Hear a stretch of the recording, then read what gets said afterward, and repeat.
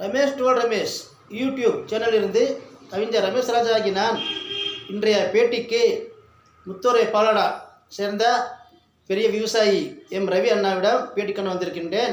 அண்ணா வணக்கங்கண்ணா. வணக்கம் அண்ணா. நீங்கள் இப்போ இந்த தொழிலில் இந்த விஷயத்தில் எத்தனை வருஷமே இருக்கீங்க? ஆனால் நான் வந்து ஒரு 25 வருஷமாக விவசாயம் 25-30 வருஷம் விவசாயம் பண்ணிட்டு, அதாவது சில்வர் ஜூப்ளி 25 வருஷம் பண்ணிட்டு இருக்கீங்க. இப்போது போகத்துக்கு என்ன போட்டிருக்கீங்கண்ணா? இப்போ கேரட் போட்டிருக்கேன், கிழங்கு போட்டிருக்கிறேன், பூண்டு போட்டிருக்கிறேன். பூண்டு போட்டிருக்கிறேன். இப்போ திரும்பி இப்போ கேரட் போட போகிறேன்.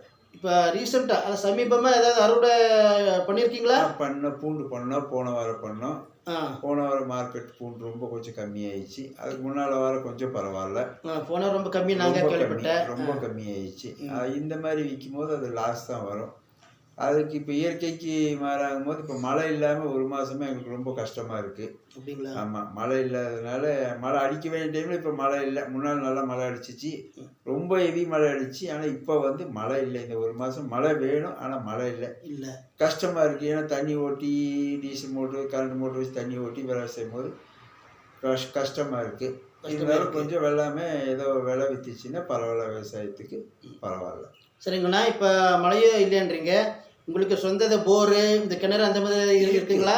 இருக்குங்க. போர் இருக்குது, கிணறு இருக்குது, கரண்ட்டு கமர்ஷியல் சர்வீஸ் இருக்குது, வாங்கியிருக்கோம், பில்லு கட்டுறோம். எல்லாம் கணக்கு போடும்போது பெரிய அளவுக்குங்கும் போது கஷ்டம்தான்.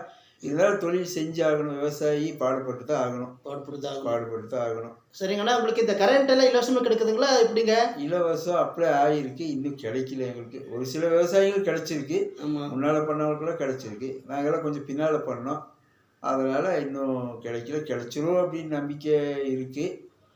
கிடைக்கலாம். கூக்கல்துறை ஏரியா போய் கேட்டதுக்கு இன்னும் கிடைக்கல. நாங்கள் உங்களை மாதிரி அப்ளை பண்ணியிருக்கோம். கிடைக்கல. கையில இருந்து நிறைய கட்டிட்டு இருக்கோம். நஷ்டம் ஆயிட்டுக்குன்னு சொன்னாங்க. இப்போ ஒரு யூனிட்டுக்கு 12 ரூபாய் 13 ரூபாய் சார்ஜ் வருது. அது கமர்ஷியல் வரும்போது அது ஒரு நாள் ஓட்டினால 1000-2000 பில்லு வந்துடும். அது கட்டி தான் போர் ஓடி, போர்லேருந்து மோட்டருக்கு போய், மோட்டர்லேருந்து ஓடும் போது அது டபுள் சார்ஜ் கட்ட வேண்டியது வருது. போருக்கும் கட்டி அங்கேயும் 2 மீட்டர் சர்வீஸ் கட்டும் போது அது ஜாஸ்தியாக தான் தெரியுது. இருந்தாலும் வேறு வழியில் பண்ணி தான் ஆகணும். வேறு என்ன பண்ண முடியும்?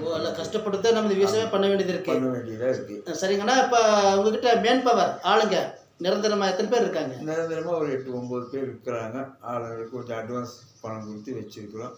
அப்போவும் இருக்கா, வாரத்தில் ஒரு 2 நாள் 3 நாள் வெளியில் போயிடுவாங்க. ஒரு 4 நாள் தான் வேலைக்கு வருவாங்க. ஆளுங்க டிமாண்டு எல்லா பக்கமுமே வந்து ஆளுங்க பிரச்சனை வந்து நீலகிரி மாவட்டத்தில் வந்து ஆளுங்க பிரச்சனை தலைவிரிச்சு தான் ஆளுது. ஆளுங்க பிரச்சனை எங்கே போனாலும் ஆளுங்க தட்டுப்பாடு தான் இருக்குது. இதை ஆளுங்களுக்கும் ஜாஸ்தி பண்ணி நம்மளும் தோட்டத்துக்கு போய் நின்று வேலை செஞ்சுக்கிட்டு வந்தால் இதை ஓரளவுக்கு சமாளிக்கலாம்.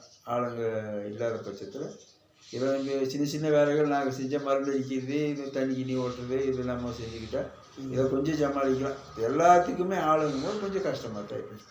சரிங்கண்ணா. நீங்கள் இப்போ இங்கிலீஷ் காய்கறி இந்த விவசாயம் மட்டும் தானா, இல்லை தேயிலை தோட்டம் வச்சுருக்கீங்களா? தேயிலை தோட்டம் இருக்குதுங்க. எனக்கு எம்ப்ராய்டரி தேயிலை தோட்டம் இருக்குது. ஒரு 5-6 ஏக்கர் இருக்குது.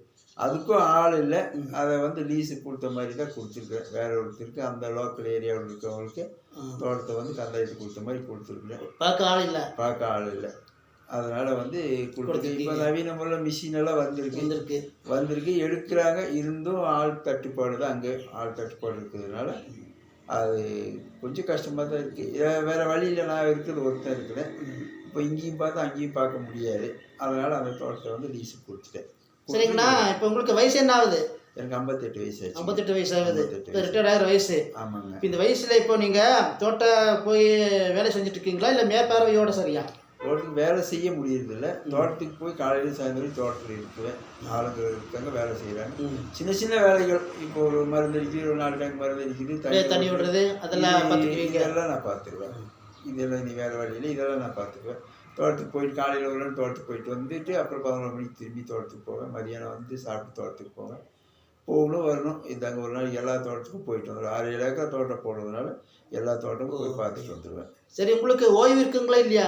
கஷ்டம்தான். ஓய்வுன்னு சொல்ல முடியாது. விவசாயி வந்து ஓய்வு எடுக்கிறேன்னு சொல்ல முடியாது. இன்னைக்கு லீவு, ஒரு பண்டிகை நாள்